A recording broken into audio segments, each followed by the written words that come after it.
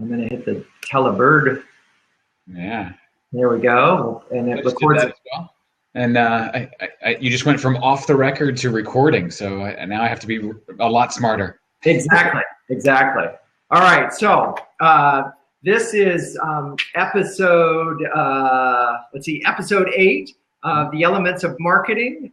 I'm here with Kyle Schlegel. We're going to talk about grassroots marketing. Kyle was kind enough to be interviewed in my book, The CMO's Periodic Table. And he is, in fact, on chapter Grassroots Marketing, Power of Positive Influencing, during your days at Louisville Slugger. So, Kyle, first of all, welcome. Thank you. And let's go back, because obviously you're at Wilson now, but at the time you were at Louisville Slugger, and you had come over from Procter & Gamble. Yeah. Let's go back to those days. And first of all, I don't think people know that even the Hillerich and what that brand is, and so maybe go back that far and explain what that brand is. I had the pleasure of spending about 13 years at Procter & Gamble, from market research into traditional brand management, and was sitting with a mentor one day, and he asked, "Well, what do you want to do when you grow up?" And I said, "Well, I've got this huge passion for sports. Been an athlete all my life. Have followed the sport, every sport as a fan." And so he said, "Well, that's funny. I just got a call this morning from this company called Hilrich and Bradsby down in Louisville, Kentucky. They're looking for a CMO." And I said, "Well, okay. Well, what do they do?" And he said, "Well, they're the parent company for Louisville Slugger." And I'm not sure he even finished the sentence before I said, "Yes, I'm interested. Let me know what I can do to find out more." And by the end of the day, my resume was on the president's desk, and it took off from there. So Hilrich and Bradsby is now a 131-year-old company, in that 132 now. And they're the founders and were the stewards of the Louisville Slugger brand from its very beginning. So it's a family-owned company, 5 generations of ownership within the family, leadership within the family. And most recently in March, while I was still there, the Louisville Slugger brand, which is one element of the Hilrich and Bradsby company, was sold to Wilson Sporting Goods. Really nice, kind of strategic alignment with another partner. Wilson's been around, I guess, now 101 years. So nice marriage of 100-plus-year-old sporting goods companies.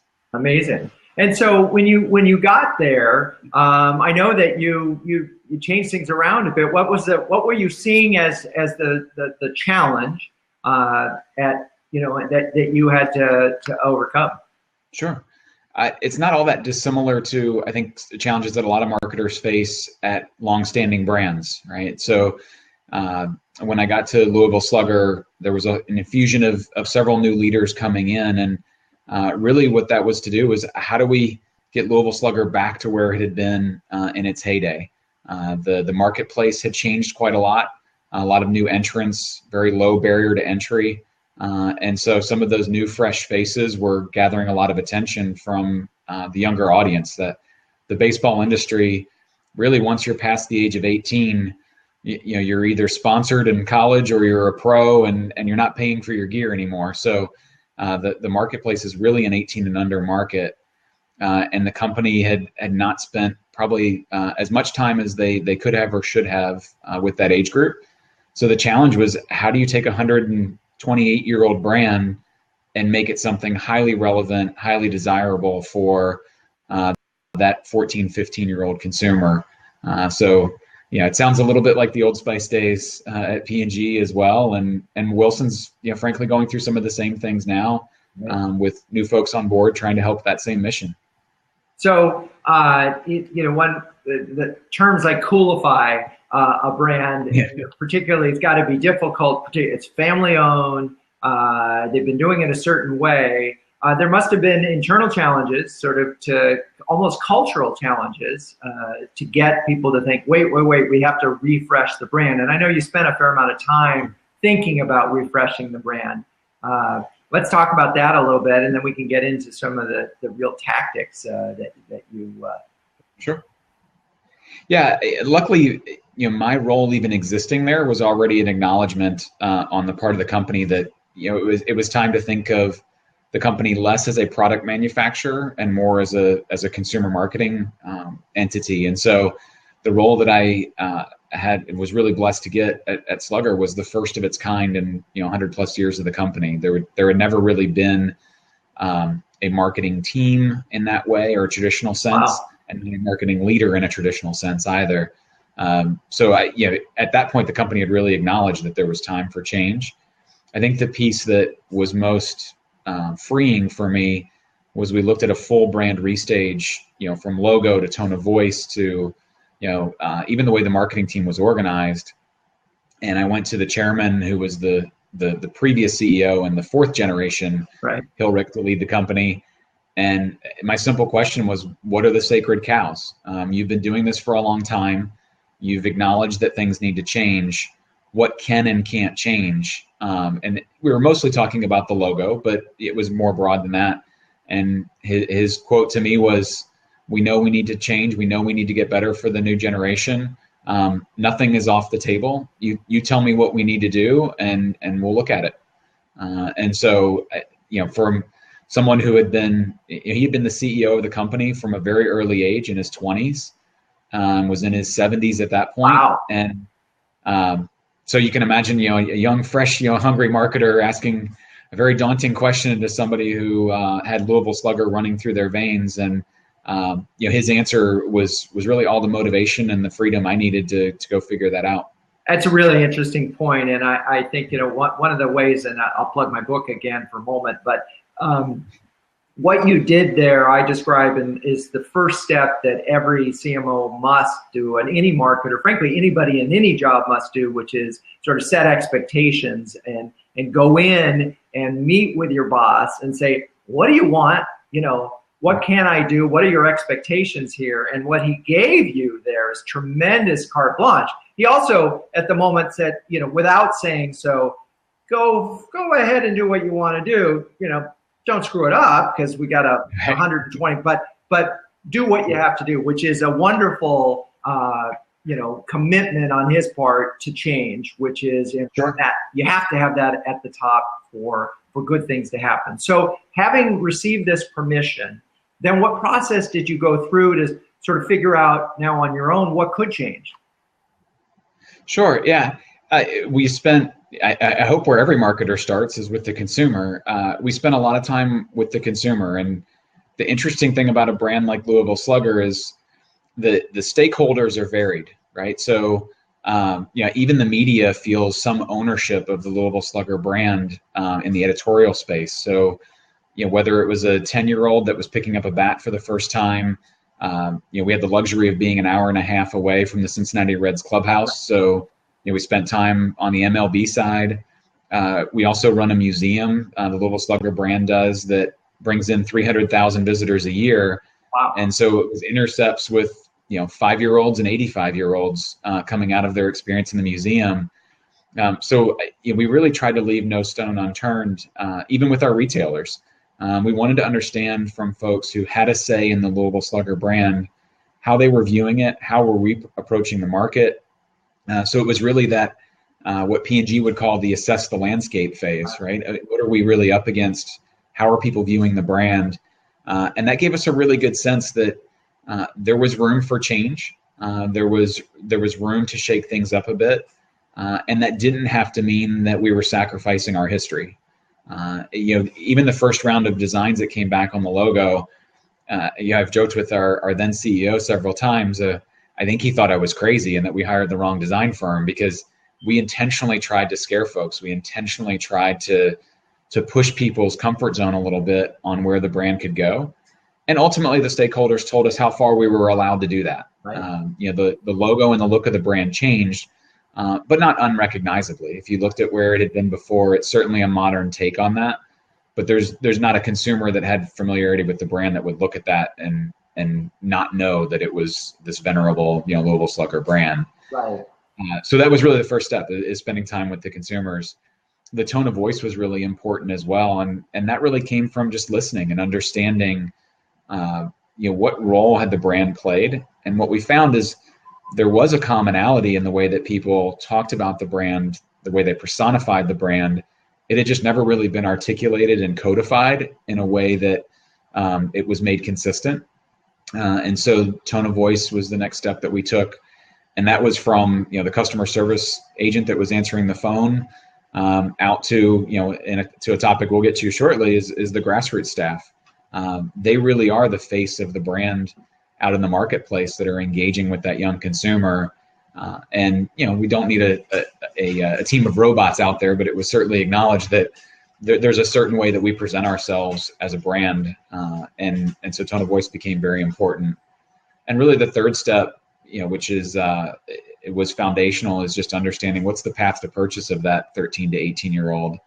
I've found that no matter where I've been in my career, trial barriers and path to purchase are the two things that are universal. Take your time and understand those two things, and more often than not, the answer is going to be right in front of you. So path to purchase is really the final step of better understanding what these folks were doing.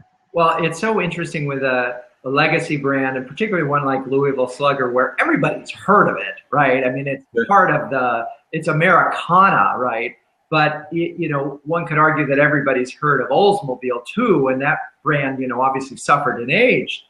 Sure. And so how do you make a legacy brand relevant to a new group of people who, their father had heard of it, and their grandfather heard of it, but the 8-year-old kid certainly may or may not have heard, probably hadn't heard of it, right? And even if they had it, it's like, well, who cares? You're not my brand. Sure. So it's that you just hit the biggest challenge, right? I mean, you see, Buick doing it well, I think today, and you see Radio Shack, closing doors because they have not figured it out, right? I think one of the things that we looked at, we had some quantitative data available to us. And as we looked at that, one of the things that was just this flashing red light for me is we had become, and no offense to the pageant world, but we had become this congeniality. So everybody knew the brand and everybody liked the brand, but they weren't choosing the brand. Right. And so that's a big challenge. The major thing that we had to do as well, and I think Old Spice did this very successfully, was we had to be comfortable to not turn around every generation, right? So if you're the grandfather brand, you can't go after the father and spend all of your energy trying to change the mind of the father. You got to go straight to the kid. Right. And that's what we had to do on Slugger too. If there was a 25 to 40-year-old consumer group that had kind of lost its affinity for the brand, you can't go spend a bunch of money and time and energy convincing the 25 to 40-year-old. Right. For a lot of reasons. One, that's a very difficult group to change their mind. Sure. And two, that's not your buying group. And so we had to be comfortable just acknowledging that there's a generation that will be lost to some degree for the brand, and we've got to go to the next. And that's where we really got out in the marketplace. The logo was the first step to kind of, I think you said, coolify the brand a little bit, right? And we had to find some shorthand ways to talk about the brand that didn't involve the history. That was another piece that was true, and I think it's a pitfall that a lot of older companies or brands can play into, is their history is used as the benefit, and that's not the consumer's view, right? No, so who cares? For the most part, who cares? Unless I'm buying a historical product because of history, it doesn't matter. It's like today, right? Sure. And that's It's wonderful that Babe Ruth and Ted Williams and Hank Aaron use the Louisville Slugger brand, but the 14-year-old may not even know who they are, much less have that be moving to them, right? So we had to show them what the brand was doing today. Who are the young, fresh Major League Baseball players that are using it? What are the college teams that are using it? And even what I was shocked by is the 14 and 15-year-old consumers are very often looking at the 16 and 17-year-old consumers as much or more than the major league players at the top end. Right. And so we had to continue to find what those links were in the influence chain. And I think the more we got into it, the closer we realized the links were from age group to age group. Interesting. So, the reason, even though our conversation is ultimately going to be about grassroots, I wanted to spend a lot of time on strategy because we'll often get called, as an agency like Renegade, you would assume that people would assume we do a lot of guerrilla marketing, and over the years we certainly have. And what always surprises them is that there's a strategic discipline to any marketing, guerrilla or otherwise, and grassroots is no exception. And so I thank you for setting that up, because there's a lot of spade work, if you will, and batting practice before you get to step into the plate and start to do a program. So you've established that the brand needs to target this younger group. You figured out you got to put it in the hands of people that they look up to, which are just a few years older than them. But now let's go and talk about some of the actual grassroots marketing that you did and how you got this target engaged with the brand. Sure. Yeah. There's a number of different groups that you need to influence at that in that younger segment. An 8 to 12-year-old consumer, a 13 to 15, and a 16 to 18 might as well be generations as you think about that younger group. The type of product they use, even the level of play, all those things are wildly different. And so what we tried to do was find in each one of those age groups who's the right partner that also fits our budget that we could go after. I mean, Easton has been very successful because of their relationship with Little League Baseball, but that is a 7-figure deal in the world of sports marketing, which is, at least the game we were playing was not a 7-figure game. Right. And so we had to find, for that 8 to 12, how do you get really creative spending time with those groups? And what we found is, there were a couple of tournaments that were happening around the country that were meccas that were allowing a lot of teams to come in. And so rather than us chase that consumer around the country at that age, how do we pick a couple of spots where we know that they're influenceable and really set up camp there? It was a little different on the higher end, that 16 to 18-year-old player, where that's where we did have to move around a little bit, find out where they were going, even follow some events, kind of on tour, if you will, to make sure that we were staying with that consumer and finding. It's a very fragmented world as far as tournament organizers and leagues and all of those. And so there was about probably a 2-year learning curve of what's the most efficient way to do that? Do we have a grassroots team that's literally setting up and tearing down on a daily basis and moving around? Or do we find those half dozen locations where you get enough of the critical mass to come to you and they rotate from week to week? And so you're still getting that turnover that you would get if you were moving, but you were able to kind of find some efficiency in setting up and staying set up. And so really the other part was, how can we make that look bigger, right? So, how do you use social media? How do you use earned assets and media to be able to take what is a 100-team tournament and make it look like a 500-team tournament, make it look like a national event? And so we started doing what we called national demo days, where our sales reps and some of these locations that we were sponsored with were doing demonstrations, product demonstrations through the year, but they were all completely one-off executions. And so a sales rep in Montana might do one day, and a couple of days later somebody in South Carolina does one. But that makes it very difficult centrally for the brand to be able to communicate that at scale. Right. And so what we did is we continue to do those one-offs because you have to be opportunistic. Right. But then we set 3 or 4 days a year where it was going to be a national demo day. And we looked at how do we get 100, 200 locations simultaneously on the same day conducting a demo, because then we can use the force and the scale of social media and press releases and reaching out to the local media and all those areas to inform them of these events. And now what looks like a demo in your hometown looks like a movement on a national scale that you need to be a part of. Right.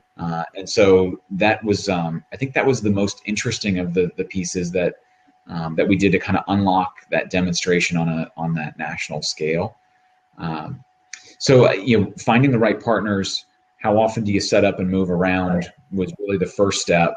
How do you get the most out of a demo was the second step, because what we found more and more in the purchase funnel was they were going online to do their exploration of what's new and different as far as product. But then what they do is they go into a general sporting goods store, in a Dick's Sporting Goods or something like that, and hold the product. Then they look to be able to swing it somewhere because, they kind of frown upon you swinging the baseball bat in the middle of the baseball section at Dick's Sporting Goods. But it's been there. Yeah, exactly. And so that what they do is they go to grassroots, right? They go to their coach, they go to an event, they're looking for, there's a lot of downtime at a baseball tournament. How do you fill that while they're there to expose them to new things? And then oddly enough, what they often do is then go back to online because that's where the assortment is the most prolific and they can find exactly the product they're looking for. And so more and more what we did was tailored the marketing plan to those steps. And so it was very retail and grassroots focused because that's where the decisions were really being made. And we didn't have the media dollars to be able to make a difference really at scale to drive that awareness piece. So we had to find the places where we could fit into the future steps in the purchase funnel. There's a great quote that someone told me when I got to Slugger, and I think it fits with any small company, is I could spend enough that it hurt, but not enough that it mattered. And so it was a really interesting lens of how do you get the money where it matters. Right. And so retail and grassroots became really the only places that we could derive some scale and fit in a spot in the purchase funnel that mattered. Yeah, it's funny as you're talking, I have a bunch more questions, but I'm just thinking about that poor retailer who was carrying the inventory, basically being a place to go and try it, but the purchase is made online and they get no attribution, they get nothing out of it. That's and that is the state of American retailing right now, is that they are the basically Amazon's sampling department. Yeah, they're Amazon's showroom. Right? Yeah, better term. Anyway, that's a different subject, which we don't have to address at this moment. But buy Amazon stock and sell Macy's short. I don't know, but just a thought. The thing that I want to sort of dig in a little bit is, and it's interesting. A lot of times when people think of grassroots marketing, they think, okay, we're going to go out in the field, we're going to do the sampling programs as you described them, where people get a chance to try the product, and we're going to sort of work with small communities. But what you tried to do is to create something that with your national days, something that was bigger and would create some kind of a spike in awareness, and it was multi-channel, which I think is an interesting point for people to think about with grassroots. But you also mentioned social, and I just want to sort of dig in a little bit on that, and what kinds of things did you do in social media to help amplify and or get the consumer doing some of your bidding? Yeah, sure. It was really important to make everyone feel like they were at these events, and whether that's a demo day or out setting up at a tournament, especially for those bigger moments throughout the season. And I'm thinking about the top 17-year-old and 18-year-old events. I mean, these are kids that are going to be drafted months later. Right.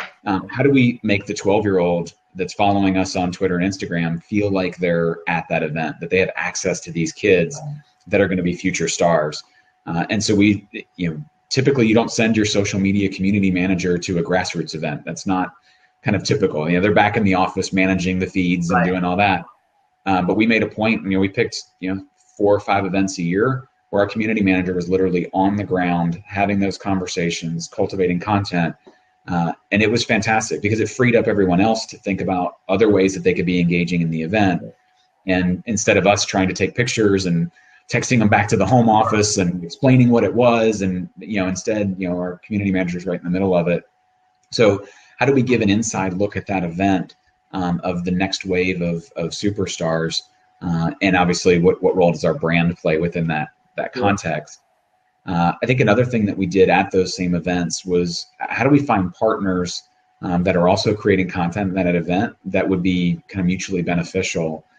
There's a great brand out there called Zepp, which is a sensor brand that has sensors that are on golf clubs and tennis rackets and baseball bats and things like that are showing the consumer or the user what their swing plane is, how fast they're swinging, all of this. So now you've just taken a demo of a very subjective experience and you've made it objective, right? So we were able to do virtual home run derbies on site where based on the output of the sensor and obviously the use of the bat, would that have been a single, a double, a triple, home run, that type of thing. And so now you've taken a demo and you've gamified it Wow. On site, and you've taken that online and allowed people to kind of follow along with leaderboards. And these aren't leaderboards of you and I, no offense to our playing ability. These are leaderboards of the kid who's going to get drafted in a couple of months. Very cool. And so that was a lot of fun to do, certainly. And then the last thing that we've done that certainly fit grassroots, but it fit our overall strategy a little bit too, is, and there's lots of brands that have done this, we're not unique in that sense, but how do you use social media to create offline activity? And so what we did, anytime a team would win the World Series or an All-Star game or Mother's Day, we would pick a major league city and we would hide collector's items or commemorative bats around that city, both in our retail doors that are our retail friends, but also iconic places. So in St. Louis, it was at the foot of the Gateway Arch and things like that. And the only way that you could follow along were clues on social media. So, posting clues, and it's basically a social media driven scavenger hunt. Right. We started to adopt that into our grassroots efforts. The last year I was there.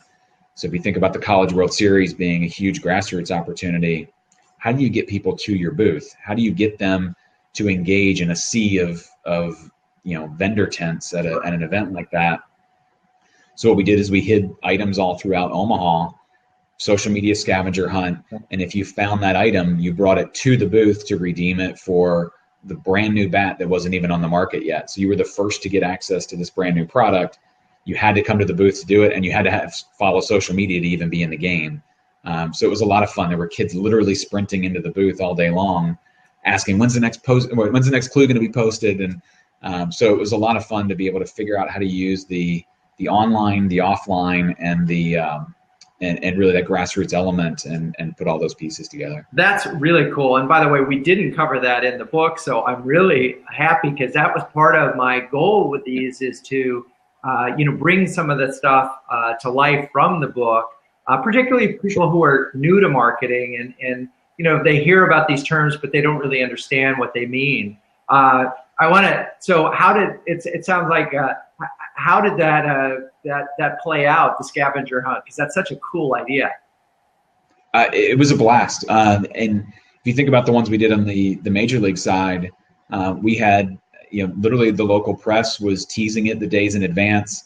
And we would do it the morning after the big event. So we'd literally fly a team out the minute the World Series was over to hit the winning city. And so it was a lot of fun to get there. The local media is covering it. Right.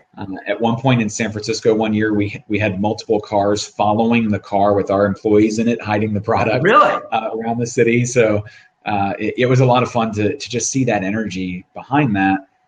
And then, very often that scavenger hunt is for commemorative products that will ultimately be available for sale.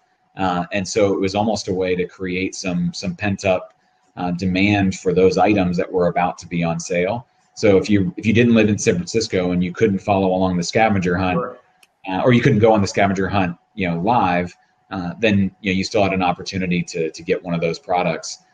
So the reaction was really phenomenal from those local markets. And one other thing, and you bring up an interesting point, which I want to sort of spend a little time in. In order to refresh the brand, it's not about just the logo. It sounds like you had to introduce some new products too. And I think that's an important part. A lot of, when I talk to marketers about successful programs, whether it's grassroots or influencer, it's often there's some news here too. And what kinds of things and how important was that to the success of this program? Oh, absolutely. I think it ultimately comes, we started with strategy, right? You can't fix strategy through execution, right? And part of the strategy is great product. And so, what was really happening in parallel to a lot of the work that was happening in marketing is how does that influence the way that our product line looks? And that doesn't happen overnight, right? So you can change a logo on marketing collateral way faster than you can on the product. Right. You can change the overall look of marketing collateral way faster. And so it was really a 24-month journey of how do you dole out a little bit of the new look of the brand at a time, acknowledging that it's probably going to be a full 2-year product cycle until the product truly reflects all of those changes. And so, even on sub branding, we started to like step that back each year on product to allow the master brand of Louisville Slugger this new look to kind of take more and more of the real estate. And those were all really conscious choices along the way. You can't just come out and say, look how cool and innovative we are, but the product may not be as far ahead. And we worked really, really closely with our product team and our designers to smartly roll that out over a 2-year period, because there's a lot of risk in sporting goods of putting new paint jobs on existing innovation and calling it a breakthrough. Right. And so we wanted to be really cognizant of that with all of our stakeholders, from the retailer through to the consumer, that there were some incremental improvements, and then how do we line up the more disruptive innovation improvements with the full branding being available to use, and that's really happening in this cycle right now. And although I've moved on to the racket sports business at Wilson, with Louisville Slugger part of the family, I definitely still sneak over every once in a while. How's sell-in going? How's the buying cycle going? And this is the strongest year they've had in 10 years, and it's really reflective of now all the pieces are fitting together on the product innovation, the industrial and graphic design of the product, and then the branding and how that's affected a lot of the other strategic elements. It's funny as we're talking about Louisville Slugger, and I'm remembering my Little League days, and I'm I'm thinking wood bat, but as you're talking about innovation, I'm assuming this is all metal bat, because how much can you do to a wood bat? Yeah, well, you'd be surprised on that, but yeah, a lot of what I'm talking about is on the metal bat side, and that was where it was one of those inflection points, right? So when an industry changes that dramatically, when you go from flip phones to smartphones, the landscape changes so dramatically that there's new entrants into that space, and baseball was no different. Going from wood bats to metal bats as the predominant use, brought new players into that marketplace. And we touched on Easton earlier. They weren't on the map until metal bats came along, and suddenly they're this formidable competitor that didn't exist before. Now that's been going on 25 years, and there actually is a resurgence of wood bats because there's a lot of things being done to them now in innovation to bring those, if not on par, but at least high performing and in the range of what a metal bat performs. And also the interesting part with the wood bat innovation is the pros obviously are all using it. Right. These great 16 to 18-year-old events are basically all wood bat use, because a Major League Scout doesn't care if you can hit with a metal bat. You're going to hit they're going to pay you to hit with a wood bat.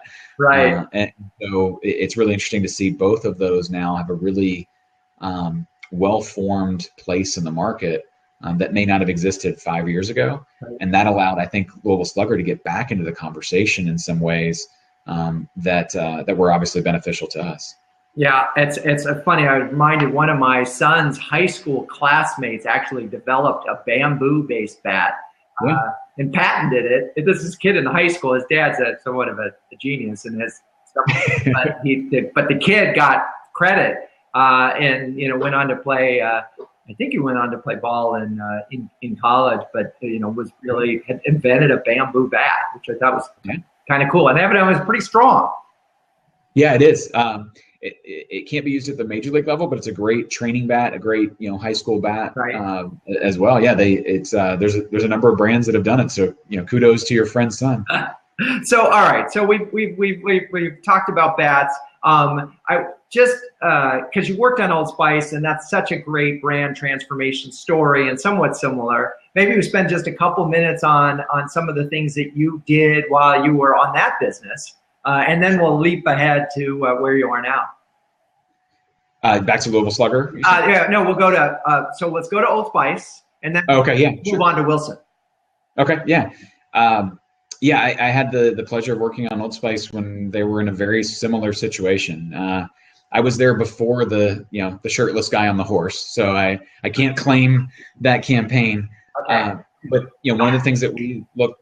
I know. Yeah, I got my very good friend James Moorhead was at the helm at that point, so I have to give him credit for that one. All right. But one of the things that we were in a situation there was very similar. Was what are the sacred cows? Right. What do you use from the past to modernize the brand? And I'll never forget sitting in the back room of focus groups. We were looking at how do you modernize the brand, and if you think about the logo, it's the clipper ship that's in the package. And we to make it younger, you've got to change the clipper ship, right? It needs to be a big speedboat or something like that. And we had all these different logos of faster, more modern ships. Sure. And I remember the consumer going, "What the heck are you doing?" Right. Like, you're messing with my brand. And this is a 16-year-old saying it. Like, what do you mean your brand? But despite the fact that they talked about it being their grandfather brand, they still saw something in that was relevant to them. And really the insight that came out of that was, this was your coming of age brand, right? When you were kind of becoming a man, and whether that's at 14 or 18 or, I'm at 38, I hope I'm there now. But that was the brand that signified you were coming of age. And so that was the insight that we used to really drive a lot of the rest of our marketing efforts. And, no different than other industries, you have to find out what the point of market entry is. Right. And what we found is that, fifth graders start to get a little smelly. And so we literally worked nationally with a sampling company, and every single fifth grade class in the country received a sample pack of Old Spice deodorant and Secret deodorant, whether you were a boy or a girl. Right. And that not so subtle hint of, hey, maybe it's time for some deodorant. Yeah, it's like handing someone some mouthwash, right? Yeah, exactly. But that's funny. I must admit, I do actually remember that moment. My mom had picked me up at school, and in fifth grade, we had an ongoing baseball game that went the entire year that year with teams all designated. We literally played this competition, but and we're doing it 3 times before school, 2 recesses and lunch, right? So by the time you get home, yeah. Anyway, so good idea, but you missed us. So what and so that sampling program obviously was sort of that was that. All right. Well, let's now go to where you are. You're at Wilson, and that came about through Wilson acquiring Louisville Slugger. And so what's your job now? So I'm now the global marketing director on our racket sports business. So kind of traded baseball bats for tennis rackets, if you want to think about it that way. Yeah. And it's been a ton of fun. I got to know the Wilson leadership through the deal process at Slugger. I was again blessed to be on the deal team there and get to really look and go through every single step with our management team on what the right future home was for Louisville Slugger. And so got to know the leadership at Wilson really well. And there were just tons of similarities between Wilson and Louisville Slugger, but then also Wilson and Procter & Gamble. And so I think we may have talked about this at the dinner the other night, was this brand or this company almost sits at the intersection of big CPG because Wilson's owned by a company called Amer Sports that is largely run by ex-P&G people. And so it has some of that same vibe and some of that feeling, but it's nimble, it's long-standing. There's all these elements that exist that were similar to Louisville Slugger, willing to be a little bit entrepreneurial while still managing an icon. And so it's been a really interesting thing to kind of sit now at the intersection of my 2 previous experiences. But the challenges are really no different, right? The brand's been around 100 years. There's new entrants in the marketplace that have gone after the youth more aggressively than Wilson had.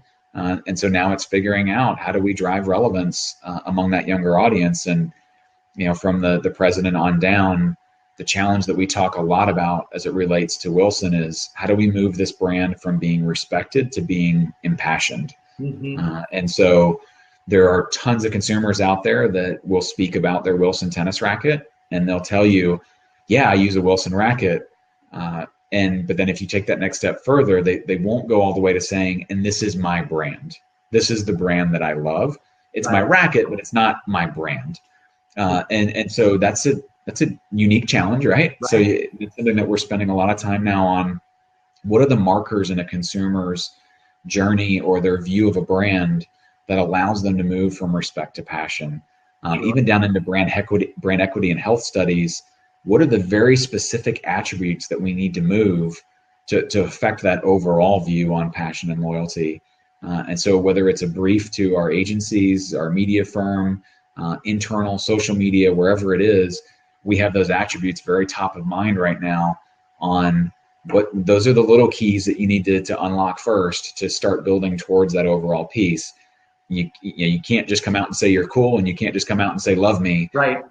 You've got to do it the right way. And so I'm excited about how universally everyone's focusing on that journey to get there. And Grassroots is obviously very similar to the Slugger journey before, right. And Old Spice before that is very integral to that, because you can't just talk the talk, you need to walk the walk. Yeah. Walk into my tennis club and show me that you're different. Show me why I should be passionate. One of those attributes, without giving the whole list away, is shares my love of the game. Show me that you share my love for tennis, and you can't do that at a distance. You can't do that at arm's reach. You need to stand alongside them. You need to stand on the court with them in many cases to show them the love that you have for the game of tennis. And it's so interesting because, we've both been in marketing a long time, but you often, when you talk about marketing, a lot of marketers will say, I want to increase sales. And so all right, well, to increase sales, I need to sell more product, which means I need more distribution or a competitive price strategy or some promotions. And it's about moving product. And the truth is, it's about creating brand love. And, right. And that, if you think about it, is an irrational notion. It's not a rational notion, right? I mean, why do I love something? I love something because I love it, right? It's hard to pin it down if you say, why do you love that brand? Yet people love Zappos, right? They love Nordstrom's. They love, some love Red Bull or GoPro, right? Brands that people are really passionate about. But they don't say it's because, it's not a feature set necessarily, right? And so when you set out to build brand love, how do you logically and rationally go about doing that? Like if we started, I would say that the equivalent in life is, all right, I want to get married, right? Okay, yep. Well, first, before I get married, I want to fall in love. Well, and then there's this dating thing, and there's all this romance that goes along the way. And so how do you date, and how do you build the romance? And how do you break that down in the racket world? Sure. Yeah, you mentioned the moving product earlier, and the first thing I thought is you've got to go from a mindset of moving product to moving consumers. And yeah, it is a step. I would love to tell you I have it all figured out. I don't. But one of the things that we're looking at is, what is the unique relationship that an athlete has with their Wilson product that may not exist with other products? And one of the things that we've discovered is there's a symbiotic relationship with a Wilson product because for the most part it's equipment versus apparel. We do have apparel, but it's much more of an equipment brand. Right. And a lot of times that piece of equipment is the difference between them going a certain distance or so far in their career and going farther. And that was literally the language that we found is Wilson equipment is the difference between you going far and you going farther. And there's a really interesting kind of tagline at the end of a recent Wilson spot. And it was this idea of talking about your equipment. It's nothing without me, and I'm nothing without it. Right. So a tennis racket is an inanimate object, right? The tennis racket's not going to do anything on its own. I'm the one who creates the power and the usefulness of that racket. But I also know if I'm using an inferior racket, I'm not going to succeed at what I'm trying to do. And so, it's no big surprise with anyone. The idea is, how do I get them to their ultimate goal? And what is their ultimate goal? Is it to win the mixed doubles match on Saturday morning in their, the league in their hometown? Or is it, I want a college scholarship? And really what our grassroots effort is about is, how do we identify what that goal is for them? And then how do we identify the product in our lineup that allows for that? And so one of the things that was built was a segmentation structure that is largely built on the playing style of the athlete. Because if you go to a demo and you walk away with a racket that's not molded for your game or is not a good fit for your game, your brand experience is terrible. Your playing experience is terrible. And now Wilson has a scarlet letter on it. Right. And so the segmentation is really meant to first define, hand in hand with the consumer, tell me a little bit about the way you play. Tell me what your goals are. And then what we've done is segmented our innovation in a way that allows us to very quickly and easily say, oh, okay, so you're a weekend warrior, you're playing mixed doubles, you're at this level. Have you tried this racket? Right. And now, by pairing them with the right product, we know that they're going to experience more success. And really their success is the only way for them to turn around and love our brand. And so it's really, how do we find steps for them along the journey versus us, or I guess it is us orchestrating that journey for them. But their success is the only thing that's going to unlock their love for our brand. So I need another 10 miles per hour on my serve, but without blowing out my shoulder. Okay. All right. Yeah. And I, could use just a little bit more power on a little more topspin on my passing backhand. So, okay. All right. You got the racket for me? Is that I do. Do you play more singles or doubles? A little bit of both. Okay. And that's interesting. Is there actually a difference in terms of rackets between singles and doubles? Should I be thinking about that? It tends to dictate the level of play a little bit sometimes, and what you're looking to get out of your game. There's typically a little more power in the singles game than there is the doubles game. Yeah, got to get it a little deeper. But yeah, we've got a racket coming out middle of December called the Ultra. Now, I would definitely recommend the 100S because it's I'm writing it down. S stands for spin effect, so you're going to get a little more of that top spin you're looking for on your backhand there. Right, right. Well, yeah, and so tennis has become very codified with the scoring and things. So I play in the sort of 4-5 to 5-0 range, and so very nice. It's a at least so I say. But now it's paddle season, and so it's a whole nother thing. But I don't want to get distracted on that. You guys have done some interesting things. We have a few minutes left. While you're focused on rackets, Wilson has been working in. I had a chance to talk with Amy Weisenbach, the CMO, and of Wilson, and she talked about Wilson's stories and my stories. And I'm interested to talk about how that translated into your tennis world. Sure. Yeah. Amy's done a phenomenal job of leading this My Wilson campaign, which is where some of those insights came from on this relationship between the athlete and their equipment. Right. And that's what we've been trying to do is now that's a universal truth across all of our businesses. And for those not familiar with Wilson, we have a baseball, softball business, obviously the racket sports business. We also have inflates. So if you think about playing basketball, soccer, volleyball, et cetera, we have all those. And then we have a golf division as well. So we really cover a gamut in the sporting world. And, while that universal truth is at the top, then what is that within tennis specifically? And so, some of those insights I shared on racket is how do we get them to quote My Wilson, right, when you think about the racket, right? Which one is My Wilson?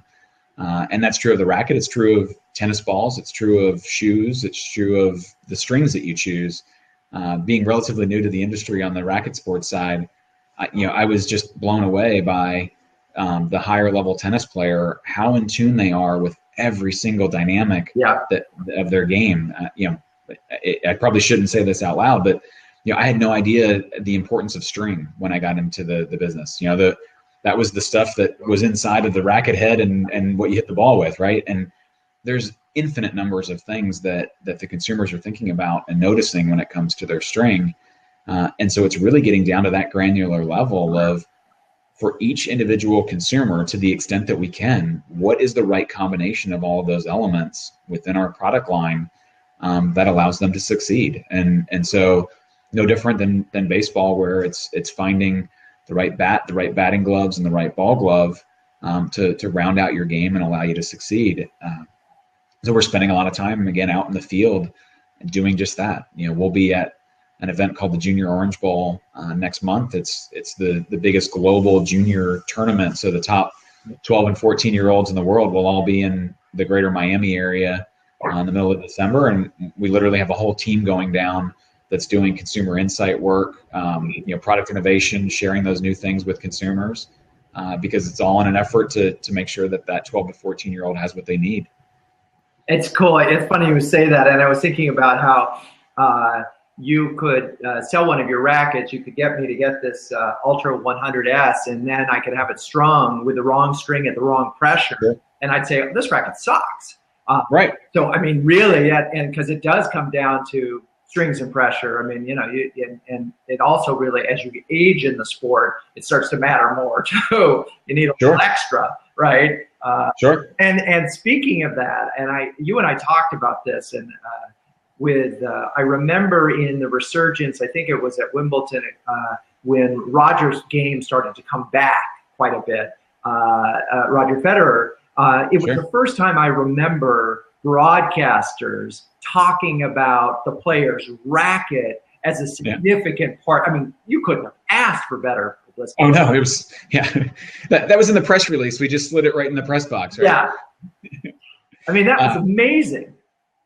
Yeah, and it's very, very true, right? So that journey was I think a 15-month journey with Roger, and I think they had 12 different play tests of looking at every single aspect of the racket. And they're just one little our innovation center is very near our office, and I just love going over there. Anytime I can get away from the office and go over and just see the way that our innovation team is working with particularly the tour players, it blows me away.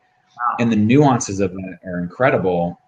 They showed me a machine that measures vibration within the racket on impact, and they saw that anything that was below 148 or lower megahertz for Serena didn't work for her. She would send it right back. Anything that was 149 or higher, and you're literally talking infinitesimal differences, and it was 100% accurate, right? So if it was 148 or lower, she was out. It didn't work for her game. If it was 149 or higher, it worked. And that's the nuance. Like, that's how precise it is for these tour players. And so through 10 or 12 play tests with Roger, they honed every one of those pieces in, and it allowed him to fundamentally change the way he plays tennis. Slightly bigger racket, as I recall, slightly bigger surface area, which it comes with some sacrifices, but really seemed to just make a huge difference to his game. And he beat Djokovic for the first time, or for the second time of the year yesterday in London, and the topic came up again of his racket and the change that he made. Well, and so now we can go to the U.S. Open and that weekend. Oh my God, you're thinking with the semifinals, and you got Serena, she could win her Grand Slam. You've got Roger getting ready. I mean, that had to have been a heartbreaking weekend. We had spent a little time and effort putting some marketing plans together about each of them winning, but that's that's what you face in sports. At the dinner that we were just at together last week, we heard from the CMO of the Blackhawks, and I was blown away by one of the things he said and wrote it down immediately. Was when they put their marketing plan together, the assumption they have to make is that the Chicago Blackhawks are going to go 0-82 that season. Yeah. Because if you're building any of your marketing plan on the presumed success of your sponsored athletes, then you're setting yourself up for failure. And when Roger wins, obviously we're going to put a bunch behind that, but we can't just assume that Roger winning a match is going to sell our rackets for us. Yeah, I thought that was a great point. And what I really liked about what he talked about was this transition from the Blackhawks had that campaign, the one goal campaign, sure, and the transition that they made from focused on them and the players, right, and the relationship the players had to the consumer and the Blackhawk fan, and how the one goal became owned by the consumer. And I think that's the true sort of enlightened notion, and I think in some ways that's what you're trying to do with my stories, or Wilson Stories, right? Is get them to take ownership of the brand, which is easier said than done, but sure. And we forget sometimes, right? I think one of the biggest pitfalls of any marketer or any company really is assuming that you and your brand are the hero. You're not the hero. Right. Yeah, the consumer is the hero. What are we doing to enable the consumer success? It's not the other way around. Right. And I thought that was what Amy, I'm sure, talked about at Content Session was that was the biggest insight, was what role is our brand playing in unlocking the ability of the consumer. But their success or failure on the court is not dictated by our racket. It's dictated by them. Them winning is a reflection on their effort, not on ours. And we need to get that balance right. Yeah, no, that's really it's really cool. So as you look forward to the next, well, let's summarize. As we've talked a lot about grassroots marketing and building relationships with the customer. And if you were talking to a senior marketer and they were about to go to a legacy brand and about to try to think about grassroots, what would be a couple of the key things that you would ask them to think about and plan for, sort of on a must-do list for them? Sure.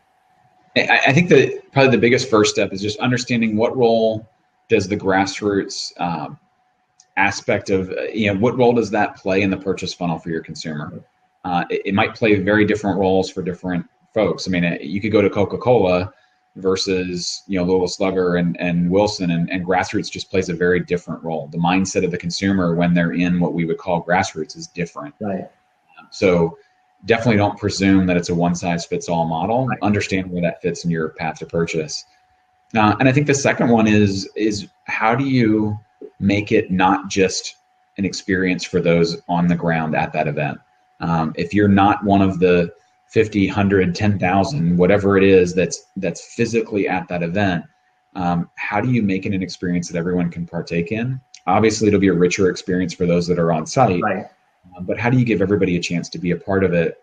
And I think there's a lot of brands, especially when you get into Super Bowl and World Cup and things like that, these brands do a phenomenal job of that because not everybody can travel to the other side of the world to take part in something like that.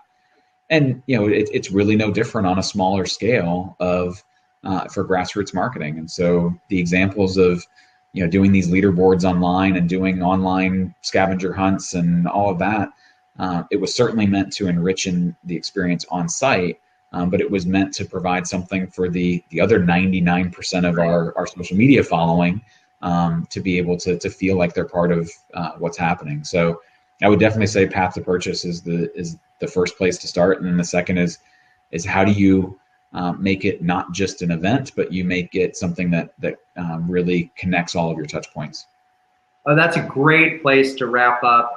Kyle, I really appreciate you spending the time with me here. You want to read about Kyle's, get the real summary. It's in the CMO's periodic table. Thank you again. Good luck in 2016, bringing this all together in the rackets world. And personally, I'm rooting for Roger and Serena. Thank you. We are too. and I'll talk to you real soon. Sounds good. Thank you. I look forward to reading the whole book. Okay.